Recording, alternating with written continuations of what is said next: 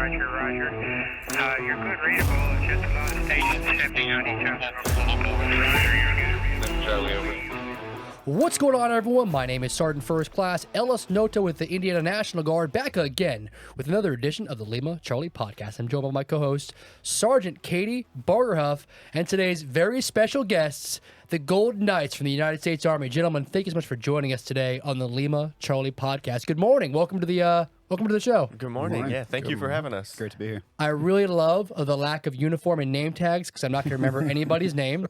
Would you guys introduce yourself? Tell us your MOS, your background here in the U.S. Army. Yeah, absolutely. I'll go first. I'm Staff Sgt. Jason Bauder. I've been in the Army for 10 years now. I joined as an 11 Charlie infantry mortarman.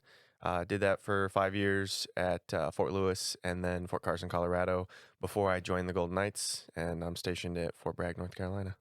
Good old Fort Bragg. How about yourself, Sergeant? I'm Sergeant First Class Jacob Kerkow. I've been in the Army for 15 years now. I joined out of Forest Lake, Minnesota, suburb of Minneapolis. Joined as a 68 Whiskey combat medic. Served mostly at Fort Bragg. I did 3 years up in Alaska and then back at Fort Bragg right now. Oh, man. Bragg, Alaska, and Minnesota. That's right. You must really love nice weather. I love.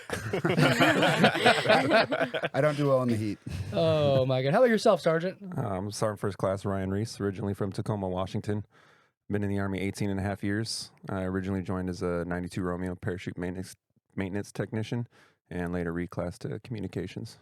It's cool, Sergeant. And you're kind of, I guess, the first guy we've had that started with the 92 Romeo, right? Because you guys both started with different MOSs. How did that end up in the Golden Knights? I mean, what is the history of the Golden Knights, and how did you guys come to being where you are right now? So the Golden Knights are actually comprised of pretty much any MOS. Any enlisted MOS is able to join the Golden Knights. As long as you're able to accumulate 75 to 100 free fall jumps and you're between the ranks at E1 through E7, you can put in an application to attend our assessment and selection. And that's what the team's made up of. So you're telling me you have spots for a veterinary food inspection specialist, a 68 Romeo, the greatest MOS in the Army. Absolutely. I could do it. That's awesome. Absolutely. Oh, so we actually have a guy who transferred services from the Air Force recently, last year. Really? Yep. So he was in the Air Force as a security forces, and then he wanted to come to our selection program, came to our selection program, got selected, transferred branches. Now he's in the Army. Oh, wow. So you're not kidding. You can come from any component, even the Space Force. Yes. Come on over. Yeah, come on over. I'd love to see it. That's great. That's actually really cool. I didn't know that you could do basically an inter-service transfer to try out for the Golden Knights. That's pretty cool. Yeah. So all of you started with different MOSs, but then you ended up part of the Golden Knights. How did parachuting treat your interest, and then how did you find the Golden Knights? So all of us actually still maintain our MOSs. I'm still Okay. an 11 Charlie, so I'm still maintain my MOS. But to come to the Golden Knights, you just have to have 100 free fall jumps. Whether you get those civilian side or military side, does not matter. Okay. You just have to have 100 free fall jumps to attend our selection program. I honestly didn't have like an aspiration to come to the Golden Knights when I started skydiving. I was just going for fun. I went as a bucket list item. You know, everybody jumps out of an airplane once, right? For sure. So I went and did that, and I fell in love with jumping out of airplanes. I did that for a few years, and then I figured, well, the Army's got a parachute team. What's the worst they tell me is, no, we don't want you. So I put in my application, and here I am. So I actually got very lucky. My MOS is what brought me to the Golden Knights. I had just gotten home from a deployment. My brigade senior medic called me up and said, "Hey, I have a 60-day assignment. Do you want to go down to Florida for 60 days?" I was like, "For what?" And he tells me, "Don't really know. Something to do with parachute medical coverage." I was like, "Oh, it's Florida for 60 days. It's the wintertime. Cool. I'm about it." Still had no idea what I was doing until about 3 days beforehand. Didn't know who the Golden Knights were. Didn't know anything about it. Just knew I was going to do medical coverage for jumps. I got down to Florida. I met the team. I was like, wow, this is a thing you can do in the Army? So I made some friends on the team, learned a lot about it, and it was actually some of my teammates that taught me how to skydive. And I put in an application packet. It took me about a year to get the 100 jumps. Put in my application, went through selection, and made it to the team. That's really cool. Yep. You were similar. I guess you started out in the airborne operations, right, with 92 Romeo. Yeah, I always wanted to go skydiving from a young age, and my mom always thought I was crazy. So, Well, I mean, if your friend's gonna jump off a Exactly. bridge, are you gonna do it she too? used that same line. She's always like, "Yeah, I am. I'm gonna chase him right off of that bridge. Yeah, absolutely." No, Mom, he's going to chase me off the bridge. Yeah, that's basically how it started for me. Is I always wanted to go skydiving. So when I joined, and they said, "Hey, be a parachute maintenance technician. You're guaranteed to go to airborne school." I said, "Oh, sweet." And then I found out that's not skydiving. That's static line. Oh. That is Static not what I line. thought this was. And so it's always been something I wanted to do. So I eventually went skydiving and said, "This is awesome. This is what I want to do. I'm going to keep doing this." And just the rest of the guys, we did it as fun. It was cathartic for us. I think, a lot of people have their things. They go fishing, they go camping, doing this or that. We went skydiving to relax. And that's what we did. And then later on, after the few places that I'd been stationed, I was like, man, that seems like something I could do. And just like Jason said, what's the worst they can say is no? At least I'm going to give it a go. I'm going to try. And so actually went to tryouts with this guy. We were tracking partners in tryouts. And yeah. Spent way too much time with him. Yeah. I actually also went to tryouts with this guy. Oh my I gosh. might have gone through twice. Oh. I ended up injuring myself when I was in his class. So I had, I think, 62 jumps when they accepted me, basically because I had made the connection with the team and they had done a lot of my training. But I wasn't ready for it yet, and I was kind of a mess in my first one. But I think we all were. I tried to learn from him, and it just didn't go well. But yeah. That's really cool. And we had spoken a moment ago about someone transferring from the Air Force over to your guys' team. What is that process like to apply to be a member of the Golden Knights? Is it only for active component? Is someone who is in a guard or reserve component eligible? We had spoke about having a certain number of jumps prior. What other skills is your team looking for in their assessment process?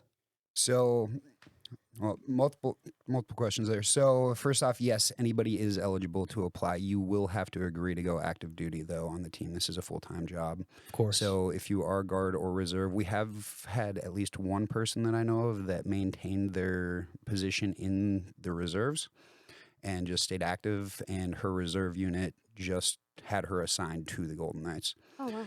Okay.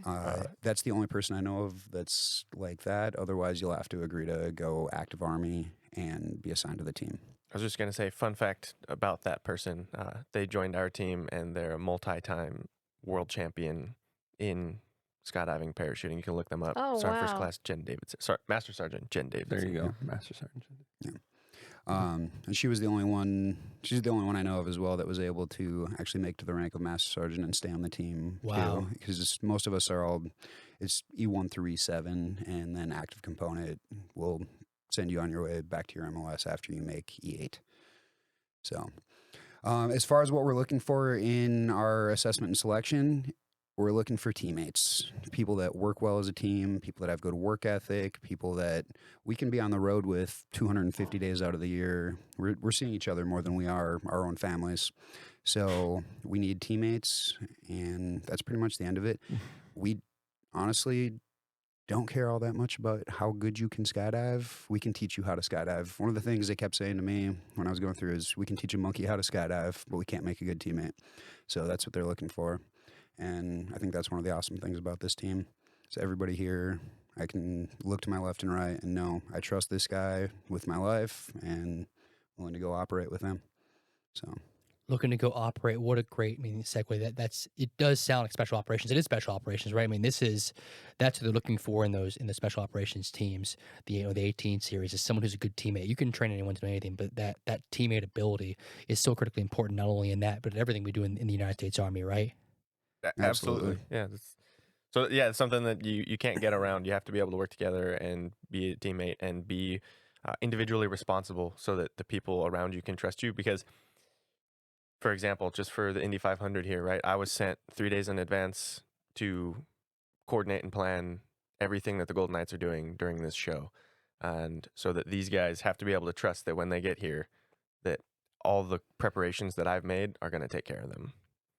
And speaking of the Indy 500, are you guys able to tell us what you're going to be doing? I'm assuming it's something with skydiving, but what will you guys be doing here at the Indianapolis 500, 107th running, I think, 108th running? It's 107. 107th running. I'm glad I know. 107th running of the Indy 500 here in a few days. What will you guys be doing?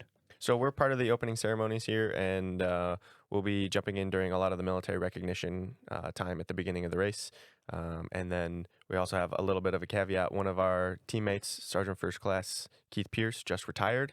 And so we're dedicating that jump to him. So there will be a shout out to him, and we'll be presenting him his retirement certificate once we get onto the ground. Oh, that's great. That's what a great way to retire.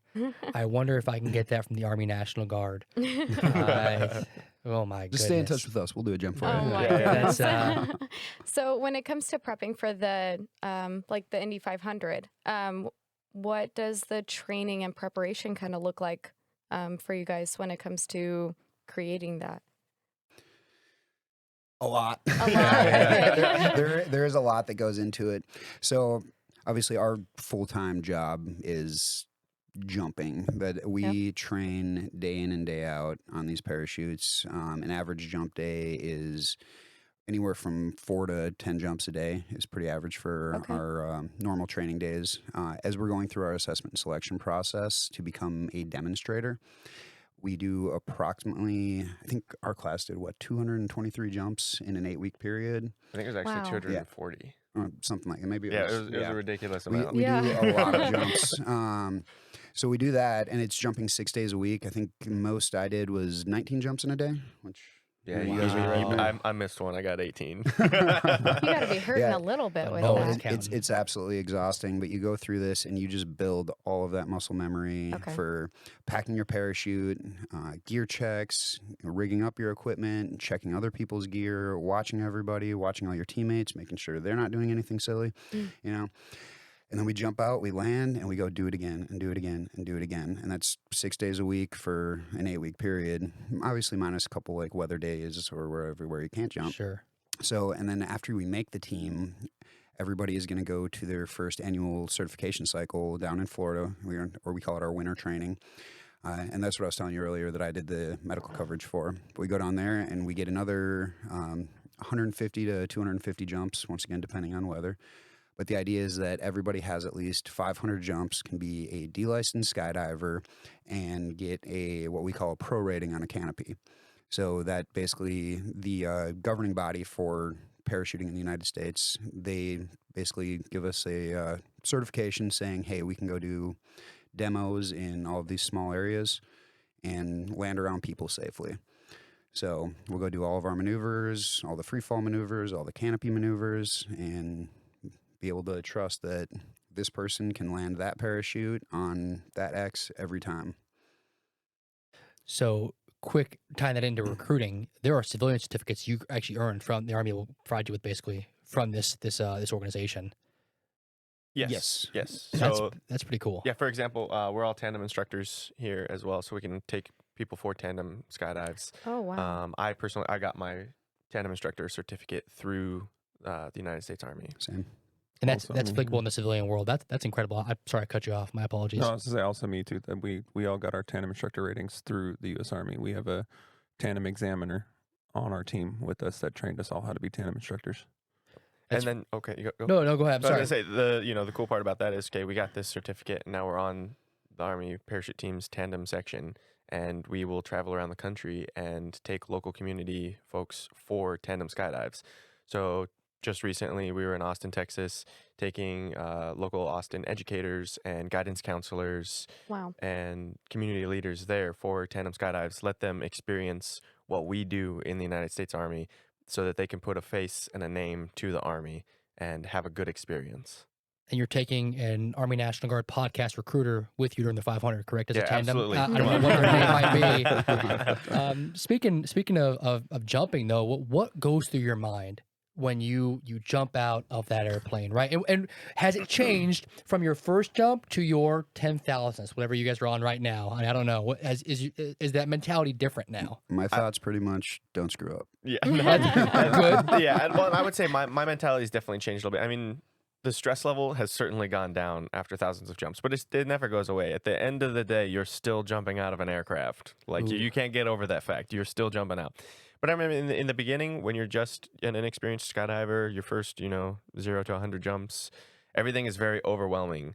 So it's easy to get lost in the details and stuff like that.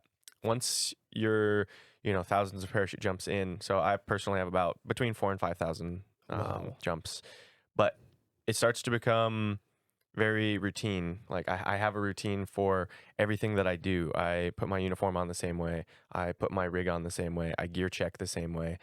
I check everything every time the same way. And I know too that everybody else on the team has the exact same training, the exact same routine, so that when me and Jake are going to go for a skydive together, I know exactly what he's going to do. He knows exactly what I'm going to do, and everything is seamless. I feel like I never know what you're gonna do.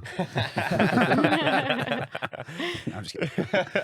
But it's teamwork. Yeah, Like, exactly. he's Yep. all So about that. everything will come back to that. And so when I'm going on jumps with these guys, my mentality is just focused on the jump. What do I have to do? What are my responsibilities? I don't have to worry about, okay, what are Jake's responsibilities? I know Jake's got his responsibilities taken care of.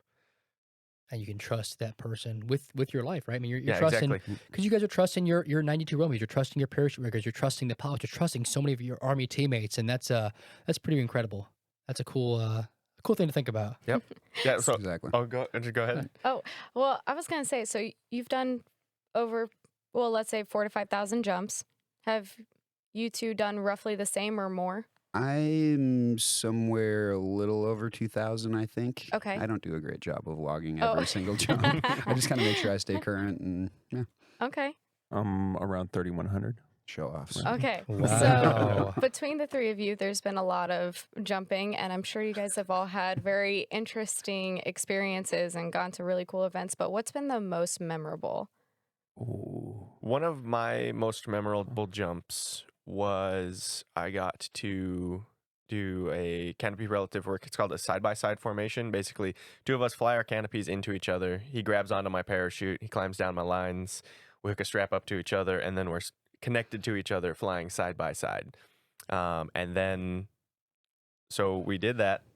I have the national colors flying from my parachute. So I've got a flag inside my parachute, pull that down, I'm flying that. We got smoke, everything, flying through the St. Louis Arch while the national anthem is playing on Independence Day. That was a good one. Oh, wow. That was you? Yeah. I was saw me. that. That's pretty cool. So that was like a pretty special jump to my heart. Like that was something that like it completely blew my mind. And the wild thing about it is that while I remember the skydive, like I can visually go back and be like, I remember being there, and I wasn't thinking about any of that. The only things that I was thinking about was Rico next to me. Hey, we got to go left. We got to go right. We're in a good spot. We need to adjust this, that, just the skydive. And then you get to the ground and all of that emotion like catches back up with you. And then you're like, okay, now I'm feeling all of it. But while you're doing the jump, you're completely in the moment. Everything is Don't hit the arch. don't hit the arch. Like everything is happening right in front of you. So you've got to be completely present and react Yeah. to all of that. Wow. That's a really cool one, I gotta say. That's, Thank you. All I mean, right. it's a crazy experience that I'm super grateful to be able to have had. What about you? Who's topping it? Ooh, yeah. That was a good story. I know. Maybe I should have now went you- last. I should have let you guys. That's do it. difficult. I'm just gonna point out that I flew through the arch before Jason did. Ooh. That's it. He did do that. Okay. That was a very, very fun jump. So the arch is actually considered a national park. Yep, It's part of the National Park. So Service. flying the the National Park Service has kind of a weird relationship with parachutes. They don't like them. I wonder So, why. Yeah, so- anywhere that's near a national park, we almost never get to jump. So that Okay. was, I think, the first time in like 20 some years that anybody got to fly a parachute through the arch. It used to be done, I think, like back in the 80s or early 90s, something like that. And then we got to be the first to fly through that again. I was actually really stoked because I was going to be the very first person. And then because I was doing what we call a wind dummy. I'll explain that in a little bit. But I get out and I go to fly through it. But I didn't know our team leader was getting out behind me on a really small, fast parachute. And right before I'm about to go through this arch and be the first person in 20 some years, he just cruises right past me. I was like, no. Wow. But so that was my big memory from that jump. Joe. Thanks, Joe. But no, there's been so many cool jumps, so many cool places that are just stunningly gorgeous. Hawaii is absolutely beautiful. There's been a lot of really cool places, like out in the desert. You go, there was a drop zone outside of Las Vegas that we went and did a tandem camp at, and the desert and the mountains and everything in the background. So we were right over the Valley of Fire, and just seeing those views from 12,000 feet is just amazing. Or we went and did that camp in December. I don't know if anybody knows the weather out there in December, but it is cold. It is freezing really? cold. And I was just so mesmerized by just the views from the airplane. I just sat there in the open door of the airplane, freezing, like can't feel my hands. And I was just like, I can't stop looking at this. It's absolutely beautiful. So I honestly love the airplane rides, love the jumps. I would say one of my most memorable jumps, though, was with him. He was actually shooting video on me doing crew that we had talked about. And we were in Tacoma, Washington, his hometown, by the way. And we were jumping in a very, very small parking lot. Into and the down. hospital. Yep. Yeah, I remember that one. Yeah. No, it was during, in 2020, the COVID shutdown hit and everything, and the only people going to work were healthcare workers. And you guys, apparently. And so we ended up doing kind of a salute to service to healthcare workers around the country, and we went to and jumped into a bunch of hospitals to just do presentations to doctors, nurses, everybody that was working. But we were doing this jump, and we had planned that we were going to do that side-by-side formation. It was myself and Staff Sgt. Mike Connors. He was my new guy at the time, and I was kind of training him on how to do all this stuff. Jason was shooting a video on us. We got out. We opened up really high, and because we wanted this picture with our side-by-side split, and he was going to frame Mount Rainier in the background. Oh, and wow. we were both flying like a big American flag and a big POW MIA flag. And I had a little bit of a malfunction with my flag that kind of sent us into this weird little like spin. And in doing so, I worked it out. We figured it out. We got the formation. I was like, I'm not giving up this shot, right? We're going to get this photo shoot. And by the time I looked down, I was like, where are we? Oh, no. I had no idea. I couldn't find any of the other parachutes. I looked over at Mike, who I'm teaching, and he's getting with this. I was like, where are we, dude? Because I was the one dealing with the flag malfunction. And he goes, I don't know. That's your job. You're my guy. Oh, no. I was like, oh. I was like, well, Jason's still with us. Maybe he knows where to go. But we got the shot, and we looked down. I was just looking at a whole downtown area. No idea where we were. I was like, this is going to be interesting. But I was like, Mike, how do you feel about landing in the water? But I don't know. At the last minute, I finally found where we were landing. What I didn't realize was Jason was still kind of flying behind me on a faster parachute than we were on, and we were coming into this really small parking lot. It was like 100 feet by 100 feet, cut in the middle by a row of trees and surrounded by power lines. Oh, no. So I'm flying my pattern, figure we're going to be good, and Jason's right you behind guys me. were good. Jason wasn't. So anyway, Jason landed in a tree. I didn't land in a tree. I got to tell my cool story, and then you got to try and cut me down here. But My did you feet die? touched the ground, and then my parachute went in the tree. I didn't. I landed, and then my parachute went in the tree. I didn't land in the tree. Makes it a little better. Details matter in this story. There was a lot of details in that story, but that was the gist of it, and it was just such a rush in getting that photo shoot, and that might be one of the coolest pictures I've ever had of myself that Jason took. It's been on my Facebook thing for years now, and I always look back at that, and I'll always remember that jump. Yeah, I was in a Tacoma General where my brother was born, or he came away from. Hi, Grayson. That's cool. Shouts out. Yeah. We have the opportunity to jump both into cool demos like that, as well as do cool tandem passengers. So being a huge sports fan, one of my coolest demos that we did for one weekend, we jumped into a high school game on Friday. Then we jumped into an Oklahoma UCLA game in the Rose Bowl on Saturday. And then when the Rams were still playing in the LA Coliseum, when the Saints were playing the Rams, we jumped into the LA Coliseum on Sunday. So it was kind of like it was almost busy. a fantasy sports weekend for me. And Wow. then the cool people that I've gotten to do tandems with, I got to jump with Carl Lewis, U.S. Olympian, Nate Burleson, who's a big, he played in the NFL for 12 years. Nicest guy. Couldn't have been nicer. He was awesome. And then I also got to meet and jump with Jessica Lynch, the Wow. POW from the early part of the war. She's actually here right now this weekend here in Indianapolis. I spoke to someone about her the other day. It's crazy that Oh, she is. what a small, what a I small was saying, world. we're gonna have Yeah, to go meet. Yeah, Jessica we're Lynch just is to go here. say hi. No way. I'll actually connect with you after this episode about that. I do That's have one question. Who does your guys' risk assessments? Because all these stories I'm Oh, hearing, gosh. that seems risk is high. Holy Not cow! that high. Yeah, It's not that high. No, yeah, it's really not that bad. I mean, there are definitely a lot of risks, but the team takes safety very, very seriously. So we go through and look at everything that could possibly go wrong and what we need to do to mitigate that. And like Jason was saying about routine earlier, when we stick to our routines, we can take doing the same jump we're doing anywhere and place it pretty much any spot in the world, and we're going to be doing the same thing. So along with that, the equipment that we use, everything we use is top of the line. The Army, they take care of us, so they give us all really good equipment. We've got redundancies, training, and yeah. So the risk assessments are a lot to actually put into paper, but there is an inherent risk to the sport. But like I said, the team takes safety very, very seriously. So It's like that insurance commercial. We know a thing or two because we've seen a thing or two. mhm. What's actually funny about the inherent risk thing is obviously the commander assumes all risk for all the jumps with the input of the team leaders and all the jumpers. But as far as parachuting goes, it's very rare for us to have an accident or have a parachute malfunction. So rare, in fact, that for our demonstrations, we have to intentionally cause a malfunction on one of our parachutes in order for it to show what happens when it messes up, because it is so rare. Huh.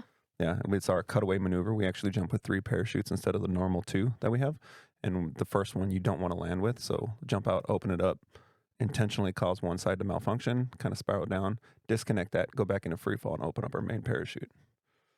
That's a Oh, crowd wow. favorite. Yeah, and, That's- everybody's like, that's and then crazy. everybody's like, "Oh my god, who did that one? Who had the one that had the parachute mess up?"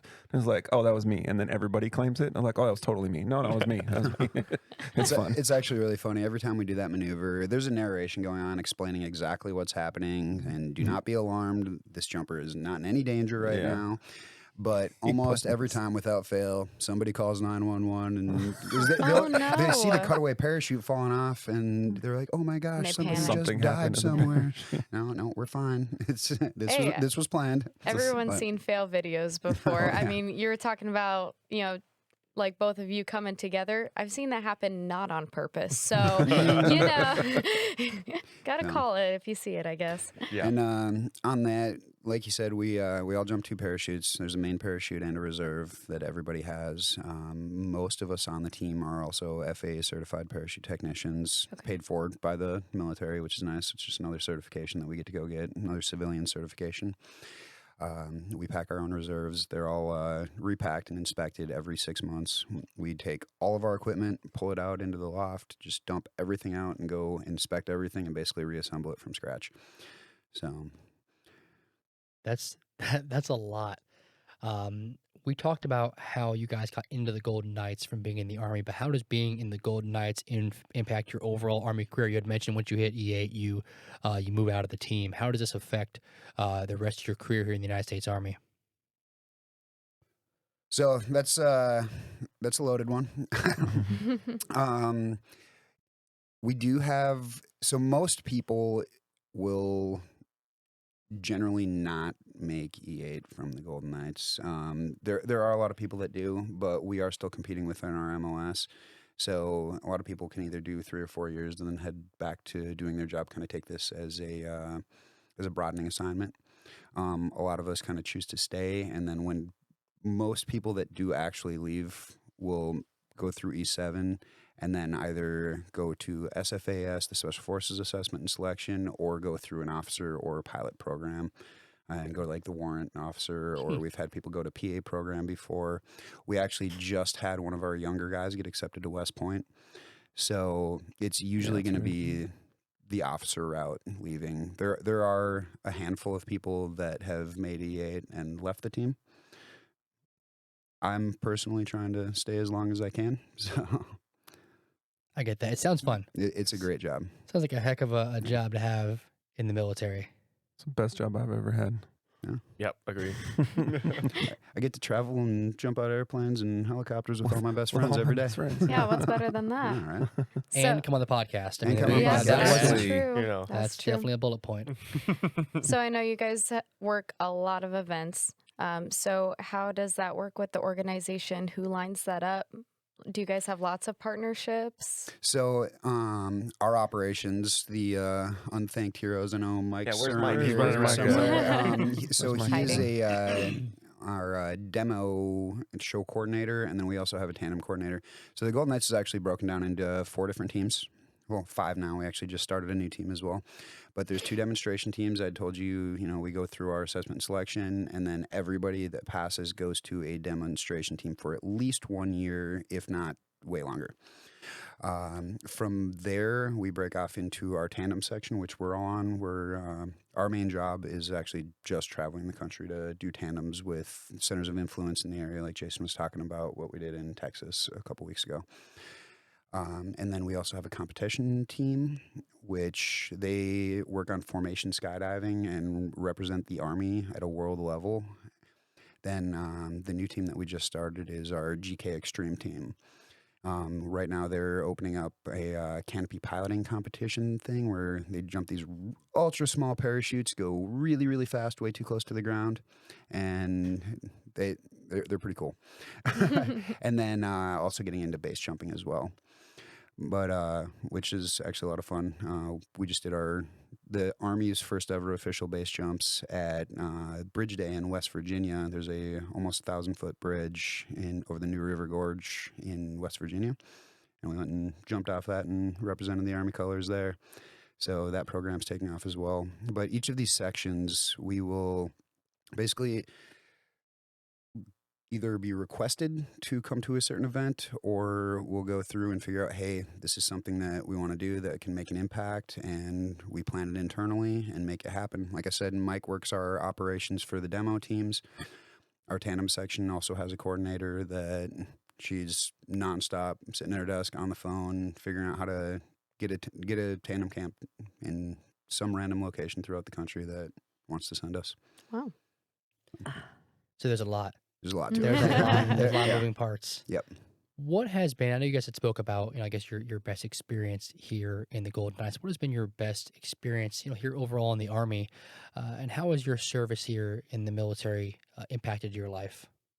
I would say one of the best experiences, impacts, I don't know what you want to call it, in my Army career has just been all the people that I've met. Like, every person that I've worked with in the Army is a go-getter, wants to get shit done. Oh. Get stuff done. Get stuff done. He didn't say that. Do you want to cut that and try that again? Mass Sergeant? Sorry. He says he's Keep rolling. going. Okay. Just keep So- rolling. Oops. Good job, Yeah, Jason. everybody Good job, is Jason. great. Everybody is a go-getter, wants to get stuff done, and just the people you work with. They're people you work with, but then they also become your best friends and people that you trust every day with your life, and those are lifelong friendships. I've got friends that have gotten out of the military years ago, and I still keep in contact with them, and I know that if I'm in Nevada, I have a place to stay because my friend is there. Like, just the relationships between the people has been like my greatest Army experience.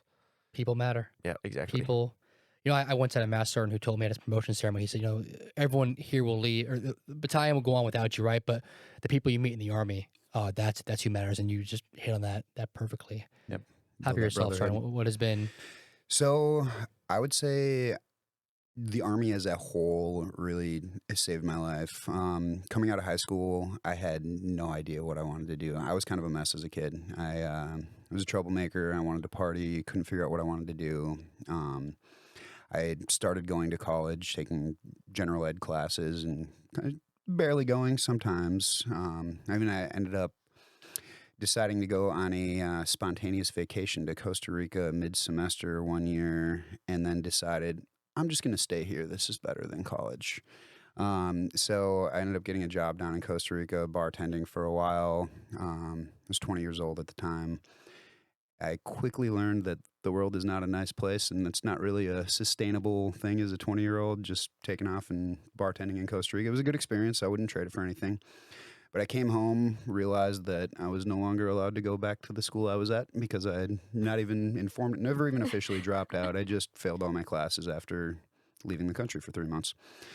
So still was trying to figure it out and bouncing between jobs, bouncing between places that I lived with different friends. Every now and again, I'd end up back at home with mom. And one day I was like, I had a bunch of friends joining the Navy, and they all wanted to go be Navy SEALs. And I was like, maybe I should go do that with them, you know? So I went and talked to a Navy recruiter, and they basically told me, you don't really get to pick what you do here. We can put you on a SEAL contract, but it's probably not going to happen. I was like, well, that's... At least they were honest. Yeah. That's, Yeah. So I went and talked to I went to the Army recruiter, and they were like, no, you want to be a combat medic? We can make you a combat medic. That's cool. And that was exactly what I wanted to do. So I ended up joining as a medic, went through AIT. I was like, all right, cool. I'm going to do my 4 years, get my GI Bill, get out. Surely I'll know what I want to do by then. And that was right around the time I deployed to Iraq. I deployed to Iraq for 13 months. I came home. I ended up getting put on orders to go up to Alaska. Went up there for 3 years, and then I came across, am I going to go ahead and re-enlist? And I was like, I'm actually having a lot of fun. I still didn't really want to know what I want to do when I grew up. So I decided to stay in.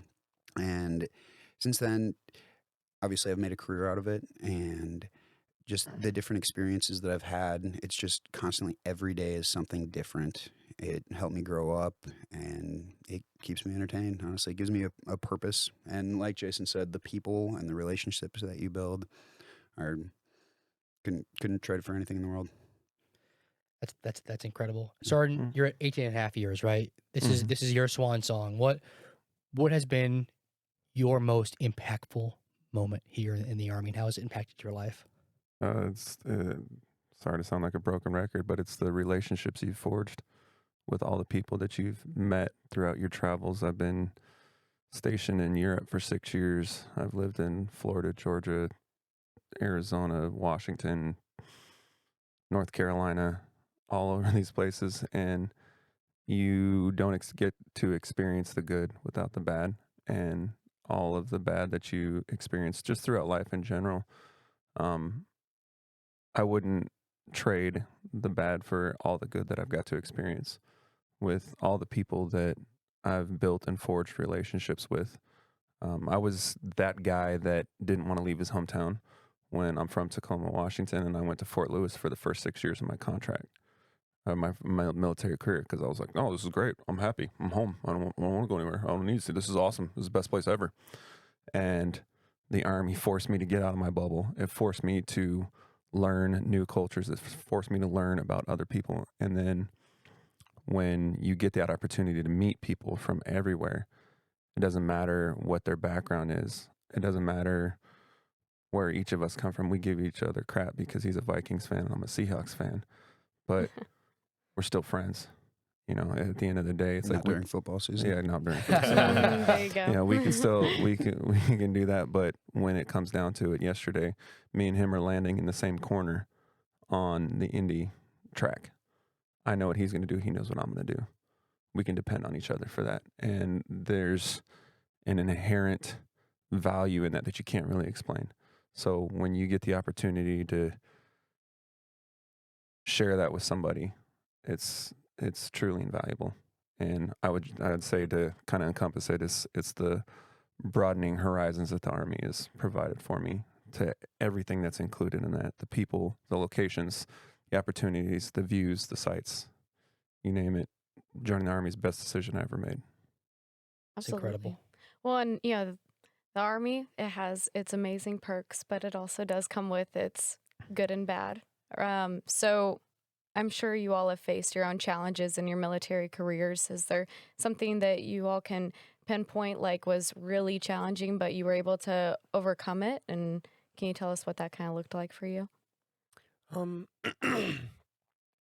It seems like the challenges have honestly gotten more difficult as I've continued through my career. I mean, my first challenge just, join the Army, go through basic training and try to, fall in line with your first duty station. And that was challenging. But looking back, I'm like, that was easy. The next challenge, is, expert infantry. That was one of the very first things that I ran into that I was like, I didn't make it my first try. I went as hard as I could. I tried to learn as much as possible, and I still failed. But that's okay. It's a challenge, and you overcome it. You try again, and then I earned my expert infantryman's badge.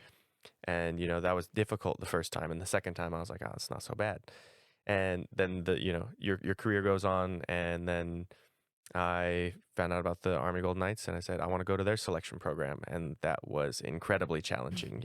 There were times in the selection program that I was like, I want to quit. This is difficult. Like I don't know if I've got what it takes. We didn't let you though.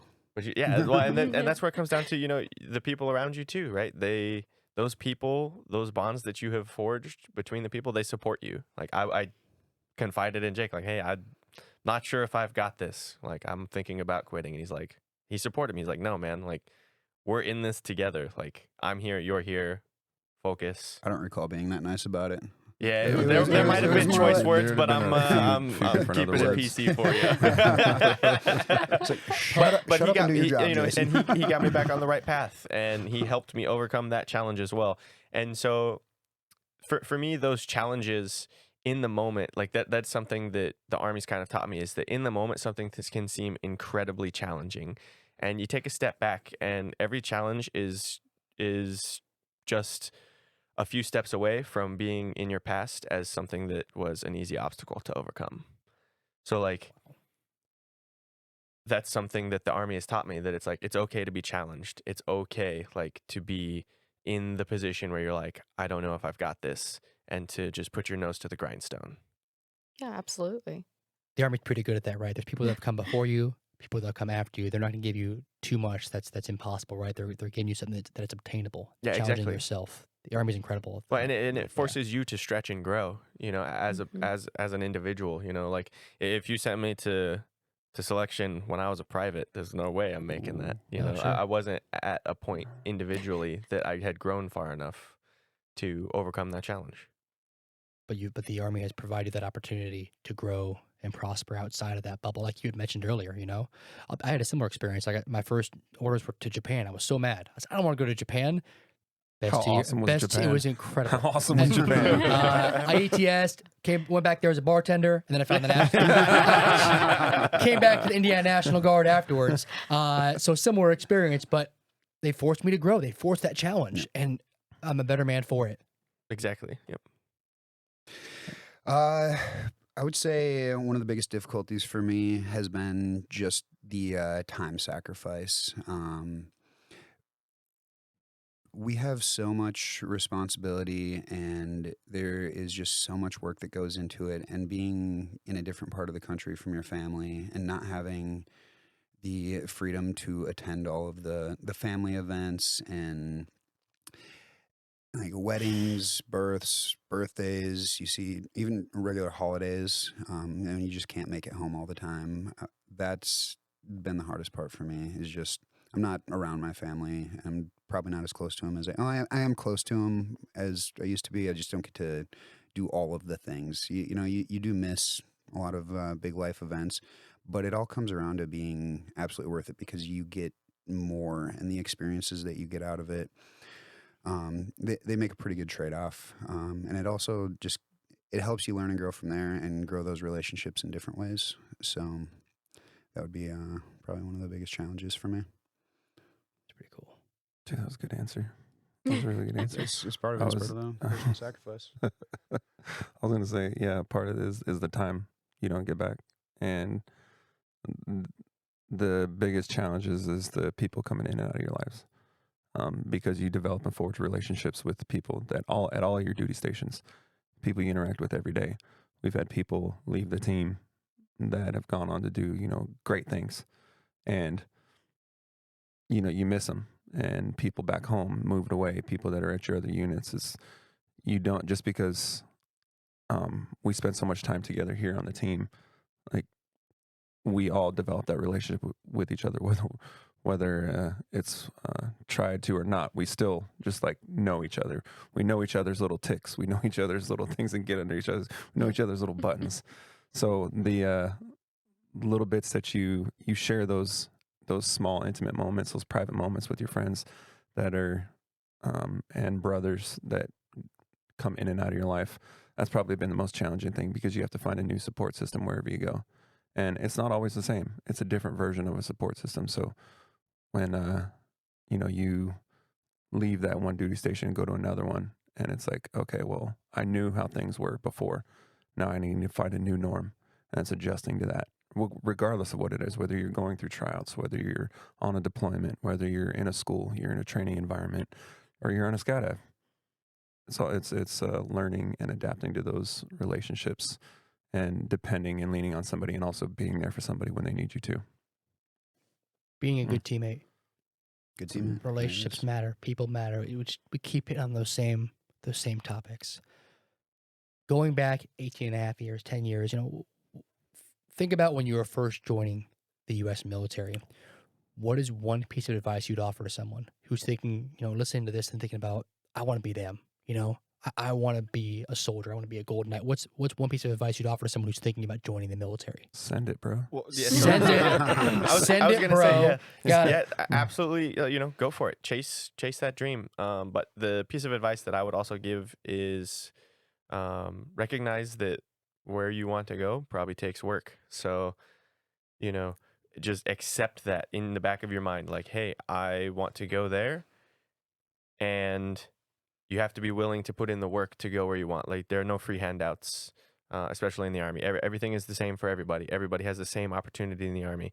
Like, anybody in the Army who's enlisted can come to our team, right? So it's all up to you to make sure that you go where you want to. The opportunities are there. Chase them, work for them, and you'll receive them. Very well said. I'm going to go ahead and say keep an open mind. One of my biggest pet peeves with young soldiers in the Army is they come in and complain that, oh, this is what I'm going to, like, I thought I was like that too. I think almost everybody is. Everybody's like, well, I'm a medic. This is what I'm doing for the rest of my career. And then they will get out after 4 years, after initial contract, which is okay. But then they'll be like, oh, that's all I did. Well, it's because you didn't keep an open mind and look for other opportunities. As I've spent time in the military, I've realized how many opportunities there actually are if you just keep your mind open and, like Jason said, do the work to put into it, but look for the opportunities, look for all the doors that are opening to you. And it is endless. Even like for me, I was just a random detail that I got put on that got me here. And since I've been here, I've seen so many other possibilities open up, like, oh, I can go do that, I can go do this. The Army has a video game team. They have a bass fishing team. You can go shoot guns in the Olympics if you want. World-class athlete program, yeah, absolutely. Yeah, there are so many things that you can do. I recently learned that Fort Bragg has a hockey team that becomes a full-time thing. Really? Like, yeah. Really? Yeah. Fort Bragg has a That has hockey to be, team. that, not when I was there. That had to be new. That's pretty cool. And that was honestly, I was actually, I was cool. buying a little mini dirt bike off of some guy on Facebook Marketplace, and I went to him, and he happened to be a soldier, and we just started talking. He was like, "Yeah, no, I'm on the Fort Bragg hockey team." I was like, What? Hockey team? Yeah, and it's a full-time gig in the Army. So keep an open mind, look for those opportunities, and whatever you want to do pretty much in the world, the Army can pay you to do it. And I think that's pretty dang cool. You're not pigeonholed in your MOS. Yes. Nope. You know. And Well, but I- a lot of people Yeah. get in that closed mind that this is what they're doing, and then they just don't do the work. They don't look for anything. A lot of people just kind of expect if it doesn't come to me and isn't like, Yep. here you go, then it's not going to happen. But if you look for it, the opportunities are there. This is going to come as a shock to you. Neither of us have the podcast MOS, but here we are, right? Yeah, just keep that open mind. Weird. There you go. Maybe you guys are the first ones. It's we're working on the Oh, ASI boy. for it. It's fine. How about yourself? Closing thoughts on that. I mean, what are one piece of advice you'd offer? What's the worst thing that they can say? No. Yeah. The worst mistake you make is not trying. Literally, I didn't think when I thought about joining the Army, oh, that's something that other people do. I can't keep up with that. I can't do that. Well, I'm gonna give it a go. I'm not good. I'm not a good skydiver like those guys on the team. Like I saw the videos, I watched them. I'm like, man, I can't do that. I don't know how they do. That's impressive. How the heck am I gonna get on that team? The best things are on the other side of difficult. If it's not difficult, it's not worth it. Yeah, I was just thinking that. Like, Yeah, put it's- yourself in the path of failure. Yeah, Put yourself in a position where you could fail because you can also succeed in that position. yeah, True. if you're not Yeah, exactly. failing, you're not trying. I think what was it Michael Jordan said, you miss 100% of the shots you don't take. No, that was Michael Scott. Michael Scott. Mm. Michael Okay. Scott from The Office. Oh, my brother. bad. Gotcha, my bad. Sorry. Yeah, we were. So Parkour. our friend and teammate that we had mentioned earlier that we're kind of dedicating this jump to, who's retiring after 20 years. So he had a amazing career. He was he came in, went to the airborne school thing. From there, randomly took a shot and went through the Army Rangers. I think he said he's got 7 or like 11 combat deployments, right? Whoa. Wow. Yeah, 11 combat deployments over 20 11. years. He ended up doing the Ranger Assessment and Selection Program, put thousands of Rangers, like he was their trainer, Oh wow. and came to the Golden Knights. He mentored a lot of us. And so anyway, we're at his house for dinner last night, and for whatever reasons, logistically, he had to take off. I think he's in a pilot program right now, and he didn't actually get to do his retirement ceremony before he left. So we went to his house last night, and just so happened he lives 20 minutes from here. So we were able to bring all his retirement gifts and everything. It was pretty cool. But he had a whole speech plan, and he talked about fear and learning to cope with fear as part of life and facing it head on to get to all of those accomplishments that you can make, like Ryan was talking about. If you accept that fear, learn to cope with it, and push to the other side of it, you're going to come out a better, stronger, more successful and accomplished human being. So, yeah. Yeah, if it wasn't hard, then everybody would do it. That's right. Yeah. If it wasn't hard, everybody'd do it. Be that person, be that change, be that one that you see these people doing these things that you want to do it. Go for it. Go Yep. for it. And it's the other saying is like, it's not how many times you get knocked down, it's how many times you get back up. It's cliche. Go for it. Do it. Keep pushing, keep pushing, keep pushing. Don't stop. Don't give up. Keep trying. Yep. And that was actually kind of reminded me of something that I was told in the beginning of my career, joining as an infantryman, is the pride of the infantry doesn't come from doing something that other people can't do. It's from doing something that other people won't do. So just being willing to do something can be a point of pride. And like, I'm willing to do what it takes. Incredible. Yeah. Gentlemen, thank you so much for sharing all these stories. If somebody wants to find out more about the Golden Knights, where do they go? GoArmy.com/Golden Knights. Perfect. And Or, their freaking definitely check- awesome Instagram Yeah, page. definitely check us out Oh my gosh. at Army Golden Knights or GK Tandem is our At team. GK Yeah, Tandem. we gotta Okay. shamelessly plug ourselves here. Oh, of Yeah. course. Yeah, please. Yeah, please do. Yeah, we have a Facebook page. Instagram. Well, Facebook is at U.S. Army Golden Knights, and then And then United States Army Parachute Team, the Golden Knights, on YouTube. If you want to check out a whole lot of really cool videos of us doing all kinds of fun stuff. yeah. Awesome. That's really cool. Thank you again for sharing. For everybody else listening, thank you for listening. Please like, comment, and subscribe. Lima Charlie out. Oh, just a lot of stations stepping on each other.